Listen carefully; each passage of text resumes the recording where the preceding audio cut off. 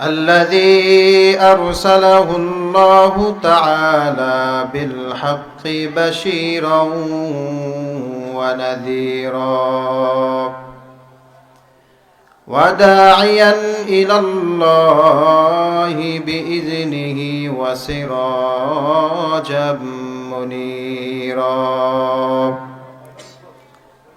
أما بعد فأعوذ بالله من الشيطان الرجيم. بسم الله الرحمن الرحيم. وما أرسلناك إلا رحمة للعالمين. وقال رسول الله صلى الله عليه وسلم: من سلك طريقا يلتمس فيه علما سهل الله له به طريقا إلى الجنة، أو كما قال النبي عليه الصلاة والسلام. اللهم صل على روح محمد في الأرواح، وعلى جسد محمد في الأجساد، وعلى قلب محمد في القلوب،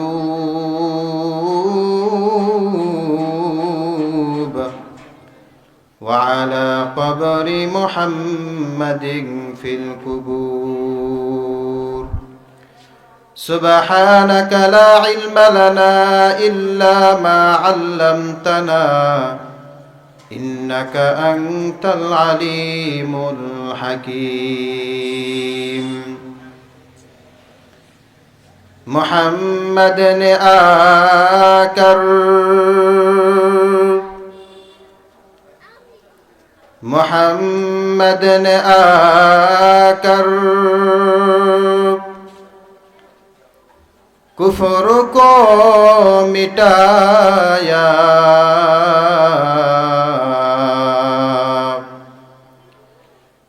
कुफ्र को मिटाकर सदाकत बताया, कुफ्र को मिटाकर सदाकत बताया। बलगल उला बिकमालिही कशफत तुजा बिजमालिही हसनत जमीउ खिसालिही सल्लु अलैहि व आलिहि। সকলেই মহব্বতে একটু জিকির করি, লা ইলাহা ইল্লাল্লাহ, লা ইলাহা ইল্লাল্লাহ, লা ইলাহা ইল্লাল্লাহ। খারাপ লাগে? জিকির করতে কি খারাপ লাগে? তো অন্তর খুলে একটু আল্লাহ পাকের জিকির করেন না। লা ইলাহা ইল্লাল্লাহ, লা ইলাহা ইল্লাল্লাহ, লা ইলাহা লা ইলাহা ইল্লাল্লাহ। নামাজ রোজা সাইরো না, মা বাবার খিদমত ভুইলো না। নামাজ রোজা সাইরো না, মা বাবার খিদমত ভুইলো না। নামাজ রোজা ছেড়ে দিলে,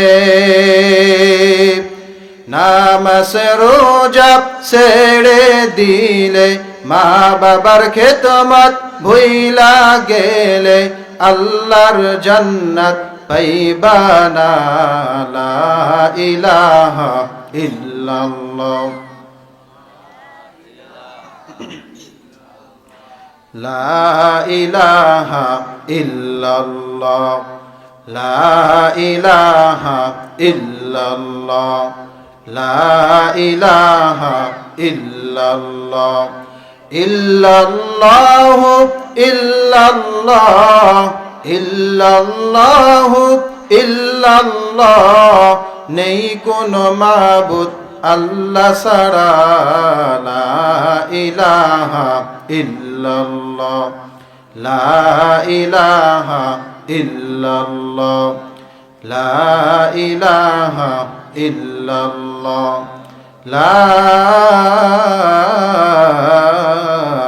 ইলাহা ইল্লাল্লাহু মুহাম্মাদুর রাসূলুল্লাহ সাল্লাল্লাহু আলাইহি ওয়াসাল্লাম।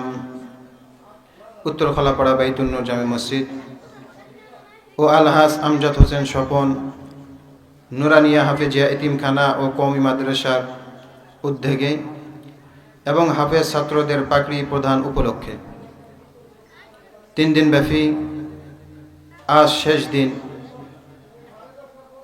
শেষ দিনের সম্মানিত সভাপতি, প্রধান অতিথি, বিশেষ অতিথি এবং আমার সামনে উপবিষ্ট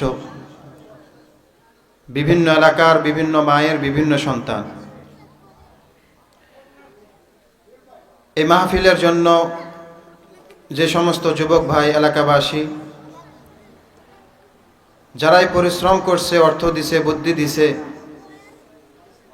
আমরা সকলেই ওই সমস্ত যুবক ভাই এলাকাবাসীর জন্য দোয়া করি আল্লাহ যেন তাদেরকে ইহকাল এবং পরকালের কল্যাণকামীদের অন্তর্ভুক্ত বানায় দেন। সকলে বলেন আমিন। এদের জন্য দোয়া করার প্রয়োজন আছে কি নাই? আগে আমরা দেখতাম যে যুব সমাজগুলি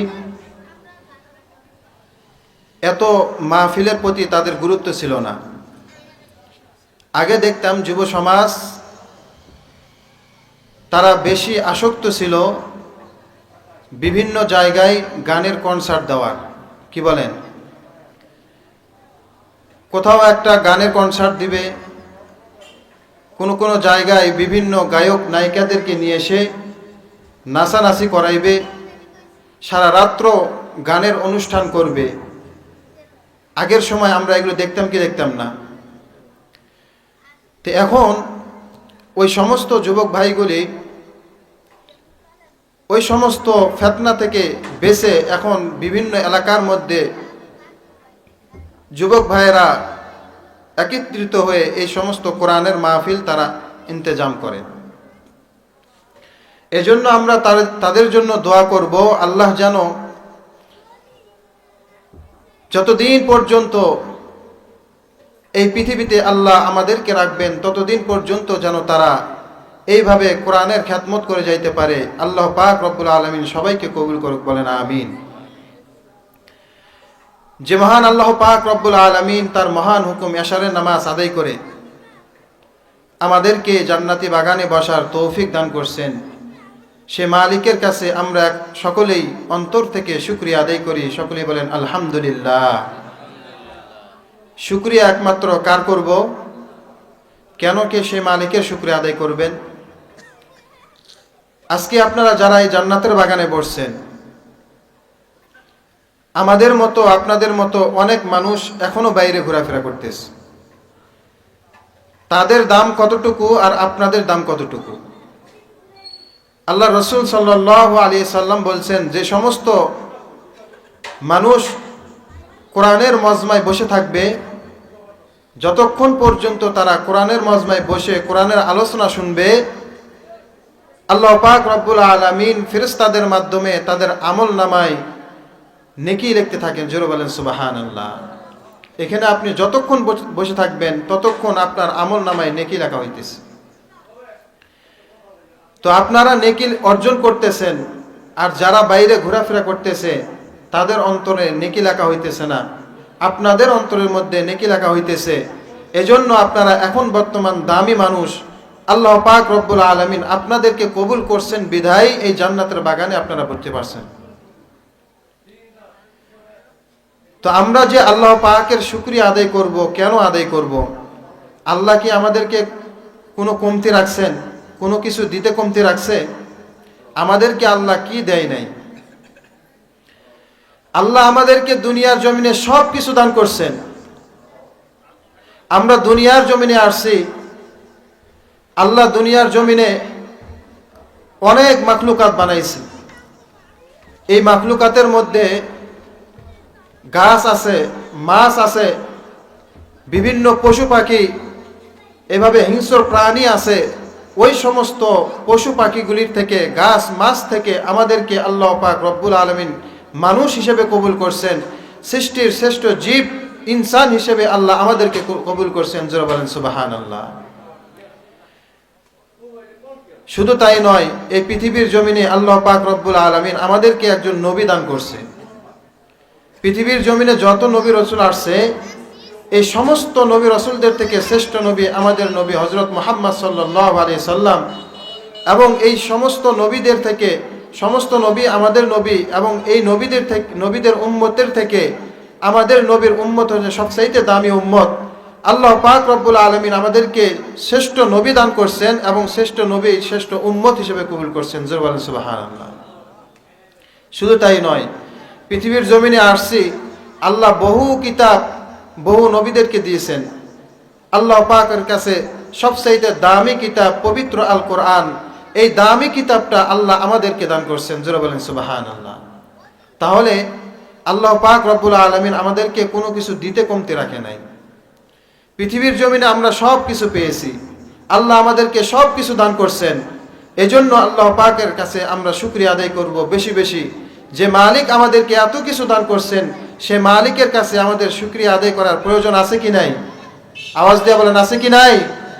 এজন্য আমরা শুকরিয়া আদায় করব তো ইনশাআল্লাহ। আমরা বেশি বেশি আল্লাহ পাকের শুকরিয়া আদায় করব। আমি পবিত্র কালামুল্লাহ কোরআন শরীফ থেকে একখানি আয়াত তেলাওয়াত করেছি। আল্লাহ পাক রব্বুল আলামিন তার এই পবিত্র আয়াতের মধ্যে বলেন, ওয়ামা আরসালনাকা ইল্লা রাহমাতাল লিল আলামিন। আল্লাহ পাক রব্বুল আলামিন আমাদের প্রিয় নবী হযরত মুহাম্মদ সাল্লাল্লাহু আলাইহি সাল্লামকে এই পৃথিবীর জমিনে, পুরা পৃথিবী, পুরা দেশ, এই সমস্ত সমগ্র পৃথিবীর মধ্যে আমাদের নবীকে আল্লাহ পাক রব্বুল আলামিন রহমত স্বরূপ প্রেরণ করছেন। কি স্বরূপ প্রেরণ করছেন? রহমত স্বরূপ। আমরা যে পৃথিবীর জমিনে আমাদের নবীকে পাঠিয়েছেন, নবী দুনিয়ার জমিনে আসার কারণে দুনিয়ার মধ্যে যত ফিতনা ফাসাদ ছিল, নবী আসার কারণে এই সমস্ত ফিতনা ফাসাদগুলি বন্ধ হয়ে গেছে। যদি আমরা এটা বুঝতে চাই, তাহলে পয়গম্বর ঈসা আলাইহিস সালাতু ওয়াস সালাম পৃথিবীর জমিন থেকে যাওয়ার পরে আমাদের নবী আসার আগে একটা যুগ ছিল, ওই যুগটার নাম হচ্ছে আইয়ামে জাহালিয়া। কি নাম বললাম? আইয়ামে জাহালিয়া। এই আইয়ামে জাহালিয়ার যুগের মধ্যে যে সমস্ত মানুষরা বসবাস করত, তারা খারাপ কাজে লিপ্ত হয়ে যাইত। তারা একজন আরেকজনকে প্রকাশ্যে হত্যা করত, কোনো বিচার ছিল না। একজন আরেকজনকে গালি দিত, কোনো বিচার ছিল না। একজন আরেকজনকে এভাবে মানুষের হক মেরে খেত, কেউ কোনো কথা বলার সাহস পেত না। যার যার ইচ্ছা মতো সবাই চলতো। এমন একটা পরিস্থিতির মধ্যে, এমন একটা খারাপ যুগের মধ্যে, আইয়ামে জাহালিয়া, সকল বর্বরতার যুগ যখন চলে আসলো, কেউ কাউকে মানে না, কোনো বিচার নাই, ন্যায় বিচার নাই। এমন একটা সময়ের মধ্যে আল্লাহ পাক রব্বুল আলামিন আমাদের রসুল সাল্লাল্লাহু আলাইহি সাল্লামকে পৃথিবীর জমিনে পাঠিয়ে এলেন। আর আমাদের নবী দুনিয়ার জমিনে আসার কারণে এই সমস্ত খারাপ কর্মগুলি আল্লাহ পাক রব্বুল আলামিন নবীজির কারণে এই খারাপ কাজগুলি দূরে ঠেলাইছে। যার কারণে আমাদের নবী পৃথিবীর জমিনে রহমত স্বরূপ আসছে। নবী আসার কারণে পৃথিবীর জমিনে বহু বড় বড় দুর্ঘটনা থেকে আমাদের আল্লাহ আমাদেরকে বাঁচিয়েছেন, বহু বিপদ থেকে আল্লাহ আমাদেরকে বাঁচিয়েছেন। কিন্তু আমার মায়ের নবী যখন পৃথিবীতে আসে, নবী আসার পরে পৃথিবীর জমিনে আসছে, কিন্তু মায়ার নবী তার বাবার চেহারার মুখ দেখতে পারে নাই। নবী আসছে, নবী আসার আগেই পৃথিবীর জমিন থেকে আমাদের প্রিয় নবীর জির বাবা দুনিয়ার জমিন থেকে বিদায় নিয়ে চলে গেছেন। আমাদের নবী বড় এতিম ছিলেন। পৃথিবীর জমিনে আসার আগেই বাবাকে হারিয়েছেন, পৃথিবীর জমিনে আসার 6 বছর পরে মাকে হারিয়েছেন। এজন্য নবীজির প্রত্যেকটা সুন্নত আমাদেরকে মানতে হবে, নবীজির প্রত্যেকটা আদর্শ আমাদেরকে গ্রহণ করতে হবে। যে নবী পৃথিবীতে আসছে, আমাদেরকে, আমাদের উম্মত, আমরা তার উম্মত, আল্লাহ আমাদেরকে আখেরি নবীর শেষ উম্মত হিসেবে কবুল করছেন, যে নবী এই ইসলামকে বিজয় করার জন্য নিজের দান্দান মুবারক শহীদ করছেন, নিজের শরীর থেকে রক্ত ঝরাইছেন, এই নবীর প্রত্যেকটা সুন্নত আমাদের মানা দরকার আছে কি নাই? কি বলেন, আছে কি নাই? নবীজি তার পরিবারের জন্য শাফাত চান নাই, তার স্ত্রীর জন্য শাফাত চান নাই, শুধু তার উম্মতের জন্য শাফাত চেয়েছেন। এজন্য সেই নবীজির প্রত্যেকটা সুন্নত আমাদেরকে মানতে হবে। আল্লাহ পাক রব্বুল আলামিন বলেন, ওয়ামা আরসালনাকা ইল্লা রাহমাতাল লিল আলামিন। আল্লাহ পাক রব্বুল আলামিন বলেন, ও পয়গম্বর, আমি আপনাকে দুনিয়ার জমিনে রহমত স্বরূপ প্রেরণ করেছি। আমাদের নবী দুনিয়াতে আসার কারণে বহু বহু দুর্ঘটনা থেকে আল্লাহ আমাদেরকে হেফাজত করছেন। পৃথিবীর জমিনে আমাদের রাসূল আসছেন, নবীজি আসার কারণে বহু বিপদ থেকে আল্লাহ আমাদেরকে বাঁচিয়ে দিয়েছেন। আইয়ামে জালিয়া, যেই যুগের সময় মানুষ একজন আরেকজনকে হত্যা করত, কোনো বিচার ছিল না। যদি কারো ঘর কন্যা সন্তান জন্ম নিত, তাহলে কন্যা সন্তানকে প্রকাশ্যে মাটিতে দাবিয়ে দিত, কোনো বিচার ছিল না। এমন একটা যুগের মধ্যে আল্লাহ আমাদের রসুলকে পাঠিয়েছেন। রসুল আসার কারণে বহু বিপদ থেকে আল্লাহ আমাদেরকে বাঁচিয়েছেন। কিন্তু আমার মায়ার নবী দুনিয়াতে আসছে, দুনিয়াতে আসার আগেই মায়ার নবীর বাবা পৃথিবীর জমিন থেকে বিদায় নিয়ে চলে গেছেন। দুনিয়ার জমিনে আসার পরে 6 বছর পরে মাকেও হারিয়েছেন। আমার নবী পয়গম্বর হযরত মুহাম্মদ সাল্লাল্লাহু আলাইহি সাল্লাম পৃথিবীর জমিনে এত বড় একজন এতিম, মায়ার নবীর মতো এতিম পৃথিবীর জমিনে কেউ ছিল না। মায়ার নবী পৃথিবীর জমিনে আসার পরে আমার পয়গম্বর পাহাড়ের কিনারায় বসে বসে কান্না করে। আর এদিকে আম্মা জান আমেনা ঘরের মধ্যে বলে, আমার পয়গম্বর কই? বিকাল হয়ে গেল, সন্ধ্যা ঘনিয়ে আসলো, আমার মুহাম্মদ এখনো কেন বাড়িতে আসলো না? আম্মা জান আমেনা সঙ্গে সঙ্গে টেনশন শুরু করে দিলেন, খোঁজাখুঁজি শুরু করে দিলেন। মক্কার অলিগলিতে খুঁজতেছেন, আমার মুহাম্মদ কই, আমার মুহাম্মদ কই? আম্মা জান আমেনা ঘর থেকে বেরিয়ে এসে মক্কার অলিগলিতে খোঁজে আর বলে, মুহাম্মদ তুমি কই? পয়গম্বরকে খোঁজার জন্য যখন আম্মা জান আমেনা বাইরে চলে আসছে, আসার পরে দেখে কোথাও মুহাম্মদকে পাওয়া যায় না। আমার মুহাম্মদ কোথায় গেল? আমার সন্তান কোথায় গেল? মানুষকে জিজ্ঞেস করে বলে, আমার মুহাম্মদকে দেখছো নাকি? আমার সন্তানকে দেখছো নাকি? সকলে বলে, না না, মুহাম্মদকে কোথাও দেখি নাই, মুহাম্মদকে চিনি না। তবে পাহাড়ের কিনারায় কে যেন গুনগুন গুনগুন করে কান্না করে, হতে পারে ওটাই তোমার মুহাম্মদ। যাও তুমি পাহাড়ের কিনারায় গিয়া তুমি দেখতে পারো। সঙ্গে সঙ্গে আম্মা জান আমেনা পাহাড়ের কিনারায় চলে গেলেন। তাকিয়ে দেখে ওটাই তো আমার মুহাম্মদ। পাহাড়ে বসে বসে গুনগুন গুনগুন করে কান্না করে। মুহাম্মদকে ডাক দিয়া বলে, ও আমার সন্তান, তুমি এখানে বসে কেন কান্না করো?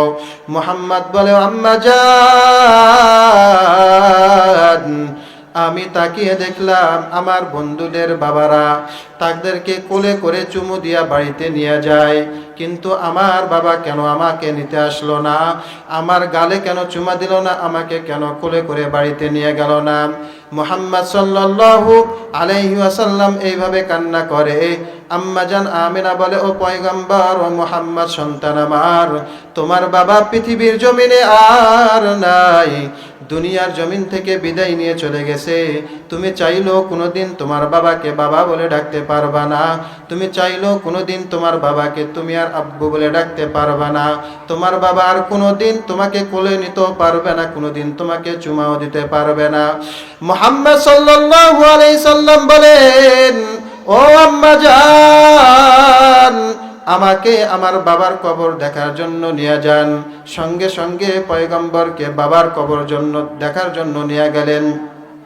একটা উট নিয়া একটা দাসী সহ যখন বাবার কবর দেখার জন্য রওনা হয়ে গেল, বাবার কবরের পাশে আসলো। আম্মা জান আমেনা বলে, ও মুহাম্মদ, এটাই হলো তোমার বাবার কবর। মুহাম্মদ সাল্লাল্লাহু আলাইহি সাল্লাম সঙ্গে সঙ্গে ওখান থেকে নামার পরে বাবার কবরকে জড়িয়ে ধরে বলে, আব্বা জান, আমি তাকিয়ে দেখলাম আমার বন্ধুদের বাবারা এসে আমার বন্ধুদেরকে কোলে করে করে বাড়িতে নিয়ে যায়।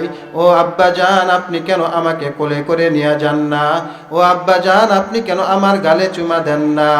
পয়গম্বর যখন এইভাবে কবরে জড়িয়ে ধরে যখন কান্না করে, পয়গম্বর তার বাবাকে ডাক দিয়া দিয়া বলে, আব্বা জান একটু ওঠেন, আমাকে কোলে নেন, আমাকে কোলে নিয়ে আমার গালে চুমা দেন।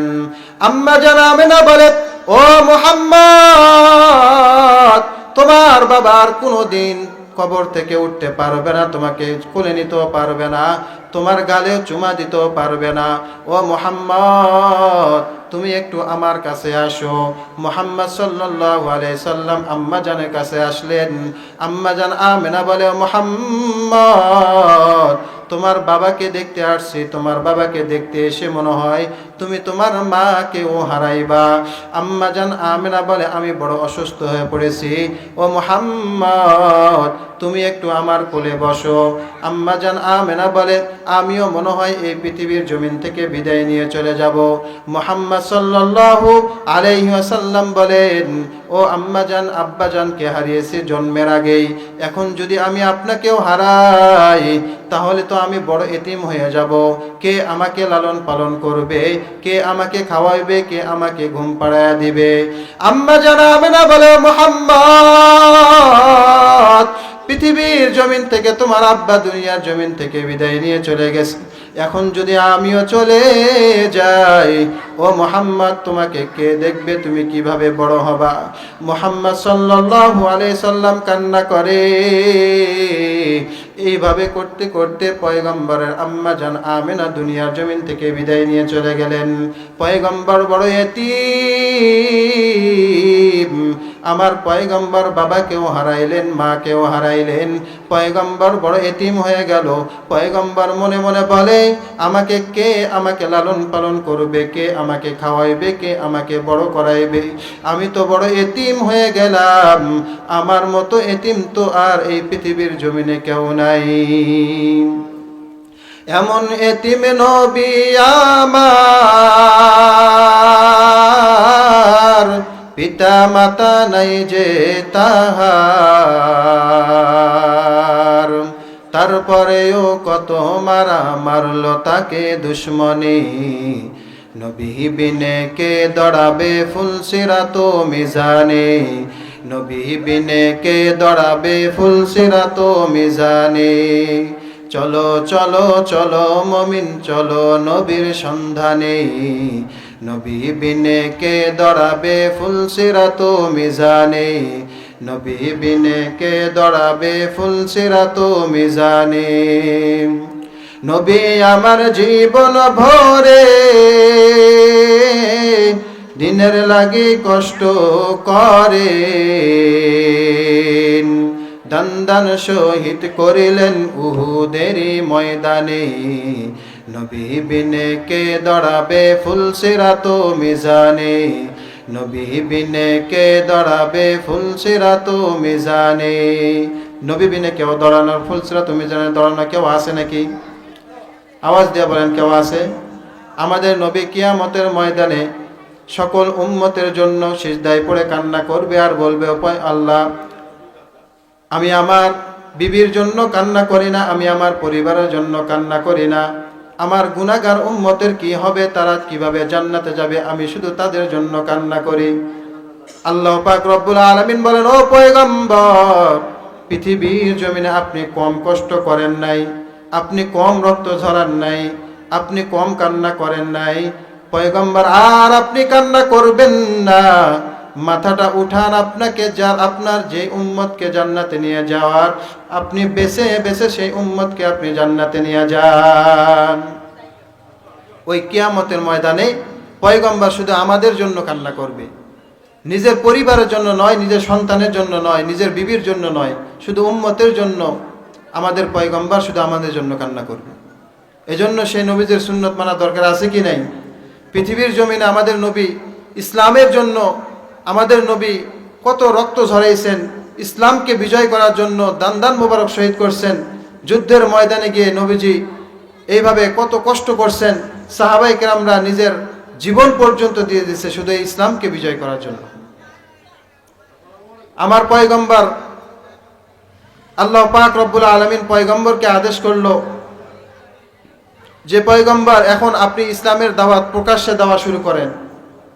পয়গম্বর ইসলামের দাওয়াত প্রকাশ্যে দেওয়া শুরু করলো, আর এদিকে কাফের ও বেঈমান যখন জানলো যে আমাদের বাপ দাদার ধর্মগুলি বিলুপ্ত করে দিয়ে নবীজি নতুন একটা ধর্ম নিয়ে সেই ইসলামকে প্রচার করতে চায়, এরকম কথা যখন বলতে শুরু করলো, তখন কাফের ও বেঈমানরা সকলে পয়গম্বরের উপরে আঘাত করতে শুরু করছে, পয়গম্বরের উপরে নির্যাতন করতে শুরু করছে। এত পরিমাণ নির্যাতন আমাদের পয়গম্বরকে করা হলো, শেষ পর্যন্ত পয়গম্বর মক্কার জমিন ছেড়ে হিজরতে মদিনা পর্যন্ত যাইতে বাধ্য হয়েছে। আল্লাহ পাক রব্বুল আলামিন আমাদের পয়গম্বরকে আদেশ করলো, পয়গম্বর আপনি আর মক্কার জমিনে থাকেন না, আপনি হিজরত করে মদিনার জমিনে চলে যান। পয়গম্বর রোমের ভিতরে বসা, আর রোমের চতুর্পার্শ্বে কাফের ও বেঈমানরা সকলে ঘেরাও করে রয়েছে। পয়গম্বর যেন ঘর থেকে বের না হতে পারে, বের হলেই তাকে হত্যা করে ফেলবে।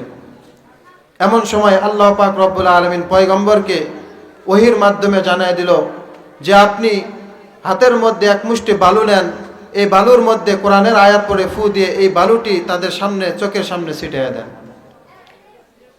আল্লাহর নবী আল্লাহর আদেশে সঙ্গে সঙ্গে এক মুষ্টি বালু নিলেন, এই বালুর মধ্যে কোরআনের আয়াত শুরু করে দিলেন, বিসমিল্লাহির রহমানির রহিম, ইয়াসিন ওয়াল কুরআনিল হাকীম, ইন্নাকা লামিনাল মুরসালিন আলা সিরাতিম মুস্তাকিম। পয়গম্বর এক মুষ্টি বালু নিয়ে এই বালুর মধ্যে ফু দিলেন। এই আয়াতগুলি পড়ে ফু দেওয়ার পরে এই বালুগুলি সকল কাফের ও বেঈমানদের চোখের সামনে ছিটিয়ে দিল। সঙ্গে সঙ্গে বেঈমানদের চোখের মধ্যে পড়ে গিয়া সকল বেঈমান কাফেররা চোখ নিয়ে ব্যস্ত হয়ে গেল। পয়গম্বর সঙ্গে সঙ্গে রোম থেকে বের হয়ে হিজরতের জন্য সঙ্গে সঙ্গে রওনা হয়ে গেলেন আবু বকরের বাড়িতে। এই গভীর রাত্রে আবু বকর রাদিয়াল্লাহু তাআলা আনহার ঘরের মধ্যে গিয়া আস্তে করে দরজায় ঠোকা দিছে। সঙ্গে সঙ্গে আবু বকর দরজা খুলে দিয়ে লাব্বাইক ওয়া সাদাইক ইয়া রাসূলুল্লাহ। পয়গম্বর ডাক দিয়া বলে, আবু বকর এত গভীর রাত আমি আপনার দরজার সামনে এসে আস্তে করে ডাক দিলাম, আপনি দরজা খুলে নেন, আপনি কি ঘুমান না? আবু বকর বলেন, ও পয়গম্বর 2-2.5 মাস আগে আপনি আমার কানে কানে বলেছিলেন, ও আবু বকর আমি আপনার হিজরতের সঙ্গী হব। আল্লাহর জাতের কসম এই 2-2.5 বছর আমি দিনে যতই ব্যস্ত থাকি রাতের বেলা 1 সেকেন্ডের জন্য ঘুমাই না, কারণ আমার পয়গম্বর আসবে, আমাকে ডাক দিবে। আমি যদি দরজা না খুলে দিতে পারি আমার পয়গম্বর দরজার সামনে দাঁড়ায় দাঁড়ায় কষ্ট করবে। পয়গম্বর বলে, আবু বকর তুমি ইসলামের জন্য এত কষ্ট করো। আবু বকর বলে, পয়গম্বর শুধু আমি একা ঘুমাই না তা নয়, আমার ছোট মেয়ে আসমাও ঘুমাই না, প্রত্যেক দিন রুটি বানায় আর আপনার পথ চেয়ে থাকে। পয়গম্বর আসবে, পয়গম্বরকে রুটি বানায় দিব, হিজরতের ময়দানে খাবে। পয়গম্বর বলে, আবু বকর আজকে হিজরতের ময়দান তোমাকে দেওয়ার মতো আমার কাছে কিছু নাই। আজকে আমার দুঃখের রাত, আজকে আমার কষ্টের রাত। আমার মাতৃভূমি মক্কার জমিন ছেড়ে আমি চলে যাচ্ছি মদিনার জমিনে। কাফের ও বেঈমান আমাকে এত কষ্ট দেয়, কাফের ও বেঈমান আমাকে এত নির্যাতন করলো, তাদের নির্যাতনের কারণে আমি আর এই মক্কার জমিনে থাকতে পারলাম না। তাদের নির্যাতনের কারণে আমি মদিনায় আজকে হিজরত করে চলে যাচ্ছি। ও আবু বকর তোমাকে এই গভীর রাত, এই দুঃখের রাতে তোমাকে দেওয়ার মতো আমার কাছে কিচ্ছু নাই। তবে তোমার হিজরত এই মক্কা থেকে মদিনা পর্যন্ত না, তোমার হিজরত শেষ হবে জান্নাতের বালাখানা পর্যন্ত। পয়গম্বর হযরত মুহাম্মদ সাল্লাল্লাহু আলাইহি সাল্লাম আবু বকর রাদিয়াল্লাহু তাআলা আনহুকে নিয়ে চলে গেলেন মক্কার জমিনে, হিজরতের জন্য রওনা হয়ে গেল। এদিকে বেঈমান যে পয়গম্বর তো হিজরত করে চলে যাচ্ছে, সঙ্গে সঙ্গে পয়গম্বরকে ধরার জন্য রওনা হয়ে গেলেন আমাদের নবী হযরত মুহাম্মদ সাল্লাল্লাহু আলাইহি সাল্লাম। আবু বকরকে নিয়ে যখন মদিনার দিকে রওনা হয়ে গেল, চলে গেল পাহাড়, উহুদ পাহাড়ের মধ্যে গিয়া, যখন পাহাড়ের মধ্যে গেল হীরা গুহার মধ্যে গিয়া ওই হীরা গুহার মধ্যে অবস্থান করলেন। পয়গম্বর আবু বকরকে ডাক দিয়া বলে, আবু বকর, এই হীরা গুহার মধ্যে একটু আমরা রেস্ট নেব। যখন পয়গম্বর রেস্ট নেওয়ার জন্য, আরাম করার জন্য হীরা গুহার মধ্যে ঢুকছে, এদিকে বেঈমান কাফেররা পয়গম্বরের পিছু ধরার জন্য চলে আসছে। পয়গম্বর ওই গুহার মধ্যে ঢোকার পরে আবু বকর তাকিয়ে দেখে গুহার মধ্যে বড় বড় ছিদ্র। এই গুহার মধ্যে যখন আসবে, গর্তের মধ্যে যখন কাফের বেঈমানরা আসবে, এসে তো আমাদেরকে দেখে ফেলবে। আবু বকর টেনশনে পড়ে গেলেন। আল্লাহ কবিতরকে আদেশ করে দিলেন, ও কবিতর, যাও তুমি ওই গুহার মধ্যে যাও। ওইখানে মাকড়াসা জাল পাকায়া দিল। ওই জালের উপরে কবিতর ডিম পেড়ে দিল। জালের উপরে ডিম পেড়ে দেওয়ার কারণে ওই পুরা গুহার মুখটা ঢেকে গেল। কাফের বেঈমানরা যখন গুহার মধ্যে আসছে, এসে দেখে গুহার মধ্যে তো কেউ নাই। কাফের বেঈমান ওখান থেকে চলে গেলেন। আবু বকর রাদিয়াল্লাহু তাআলা আনহু গুহার মধ্যে ঢোকার পরে দেখে আরো গুহার মধ্যে ছোট ছোট ছিদ্র রয়েছে। এই ছিদ্রগুলি থেকে সাপ বিচ্ছু আসার সম্ভাবনা আছে, যার কারণে আবু বকর রাদিয়াল্লাহু তাআলা আনহু তার নিজের শরীরের জামাগুলি ছিঁড়ে ছিঁড়ে এই ছোট ছোট ছিদ্রগুলি বন্ধ করে দেয়। পয়গম্বর হযরত মুহাম্মদ সাল্লাল্লাহু আলাইহি সাল্লাম আরাম করার জন্য আবু বকর রাদিয়াল্লাহু তাআলা আনহুর পায়ের উড়ুর উপরে মাথা দিয়া ঘুমায়া পড়লেন। সঙ্গে সঙ্গে আবু বকর রাদিয়াল্লাহু তাআলা আনহু তাকে দেখে সকল ছিদ্রগুলি বন্ধ করার পরে আর একটা মাত্র ছিদ্র, যে ছিদ্রটা বন্ধ করার মতো আর কোনো অতিরিক্ত কাপড় নাই। কিভাবে বন্ধ করবে? আবু বকর রাদিয়াল্লাহু তাআলা আনহু সঙ্গে সঙ্গে তার পাটা ওই গর্তের মধ্যে লাগায়া দিল। পায়ের গোড়াটা যখন লাগায়া দেয়, ওই গর্তের মধ্যে একটা সাপ, গর্তের মধ্যে অনেক দিন যাবৎ সে অপেক্ষায় আছে, আমার নবী আসবে, আমার নবীর চেহারাটা আমি দেখব। যার কারণে ওই সাপটা আবু বকর রাদিয়াল্লাহু তাআলা আনহুর পায়ের মধ্যে আস্তে করে একটা কামড় দিছে। সঙ্গে সঙ্গে আবু বকর রাদিয়াল্লাহু তাআলা আনহুর শরীরের মধ্যে বিষ হওয়ার কারণে ব্যথা শুরু হয়ে গেছে। আবু বকর রাদিয়াল্লাহু তাআলা আনহু সঙ্গে সঙ্গে কান্না শুরু করে দিলেন। কান্নার পরে দুই চোখের পানি পয়গম্বর হযরত মুহাম্মদ সাল্লাল্লাহু আলাইহি সাল্লামের শরীরের মধ্যে পড়ল। পয়গম্বর সঙ্গে সঙ্গে জাগ্রত হয়ে বলে, ও আবু বকর, তুমি কেন কান্না করো? আবু বকর রাদিয়াল্লাহু তাআলা আনহু বলেন, ও পয়গম্বর, আমি আমার স্ত্রীর জন্য কান্না করি না, আমি আমার পরিবারের জন্য কান্না করি না, মেয়ের জন্য কান্না করি না। আমি যখন এই গর্তের মধ্যে পা লাগায় দিছি, কি যেন ভিতর থেকে আমাকে কামড় দিছে, আমার পুরা শরীর ব্যথা হয়ে গেছে। পয়গম্বর সঙ্গে সঙ্গে তার থুতু মুবারক যখন ওই জায়গায় লাগায় দিলেন, সঙ্গে সঙ্গে সকল ব্যথাগুলি চলে গেল। সঙ্গে সঙ্গে ওই গর্ত থেকে একটা সাপ বেরিয়ে আসলো। পয়গম্বর বলে, সাপ, তুমি আবু বকরকে কেন আঘাত করছো? সাপ বলে, পয়গম্বর, আপনি তো দুনিয়ার জমিনে শুধু মানুষের নবী নন, আপনি তো আমারও নবী, আপনি তো সকল কিছুরই নবী। ও পয়গম্বর, আপনি যখন আমার এত কাছাকাছি আসছেন, আমি সঙ্গে সঙ্গে আপনাকে দেখার জন্য পাগল পারা হয়ে গেছি, কিন্তু আমি আপনাকে দেখতে চাই। আবু বকর তার পা দিয়া এই গর্তটাকে বন্ধ করে দিছে। আমি আপনাকে কিভাবে দেখব? আমি আবু বকরের পায়ের মধ্যে কামড় দিছি শুধু আপনাকে দেখার জন্য। পয়গম্বর সাল্লাল্লাহু আলাইহি সাল্লাম সঙ্গে সঙ্গে কান্না করে দিলেন। পয়গম্বর বলে, ও সাপ, তুমি আজকে আমাকে দেখার জন্য তুমি আবু বকরকে কামড় দিছো। আবু বকরও পাগল, সাপ তুমিও আমাকে দেখার জন্য পাগল। আমার নবীকে গাছে চিনলো, মাছে চিনলো, বনের হিংস্র প্রাণী চিনলো, কিন্তু আমরা সেই নবীর শেষ উম্মত হয়ে আমরা সেই নবীকে চিনলাম না। কেমন উম্মত হইলাম? আজকে যদি বলা হয় নবীজির সুন্নত আমাদেরকে সব সময় আমাদেরকে পালন করতে হবে, আমাদের মাথায় নবীজির সুন্নত টুপি রাখতে হবে, নবীজির সুন্নত আমাদের মুখে দাড়ি রাখতে হবে,